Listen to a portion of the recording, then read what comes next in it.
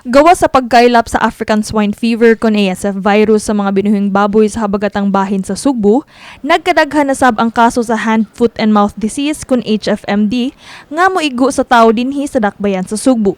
Gikumpirmar sa health officer sa Cebu City Health Department Dr. Daisy Villa ang maong kasayuran. Ang City Health manggod karon is murag na kuanta kay kadaghanan sa katawhan is in relation sa atong hand, foot, mouth disease.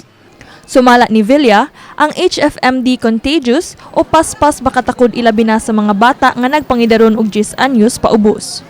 Ang transmission sa maong sakit pinaagi lamang sa oral droplets, close personal contact o contaminated surfaces. Karong tuiga, aduna nay natala nga 77 ka mga kaso sa HFMD sa syudad sa Sugbo.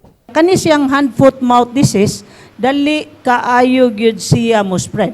Very contagious. Labi na dili nato unsay nga na ni madali no o pagpreventar ani nga klase nga sakit. This is actually caused by an enterovirus or Coxsackie A16 virus. Usually occurs sa less than 10 years old. But dili nimo maingon nga dili sad ma-affected ang adult. Awhag sa doktor sa mga ginikanan nga kung aduna may hand, foot and mouth disease ang inyong mga anak, ipaubos kini sa home isolation ug dili usa pa eskwelahon para malikayan ang pagkatap sa maong sakit sa mga tunghaan ug mga daycare sa dakbayan sa Sugbo. Apan bisan og dili hulga sa kinabuhi ang HFMD, aduna gihapoy usa ka kinabuhi ang nakalas nga gikatahong nagpositibo sa maong sakit. Subay niini, gihingusgan sa Cebu City Health Department ang mga preventive measures batok sa HFMD, lakip na niini ang pag-surveillance sa mga tunghaan. We encourage the patient nga katong na ay mga anak as much as possible stay sa home isolation. So ato nagsige tarog pa surveillance, no?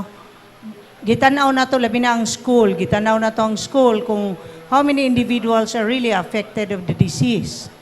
Awhag ni Villa sa mga Sugboanon nga padayunon ang paghugas sa kamot aron malikayan ang pagkatap sa hand, foot and mouth disease. Ako gyud tang giawhag labi na ang pagprebentar sa sakit. Hand washing, walang kamatayan. So if you are infected individual, we have to be very careful.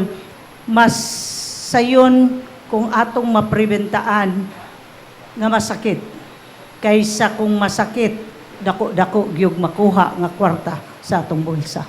Kini si Queenie Holigon alang sa My TV Cebu.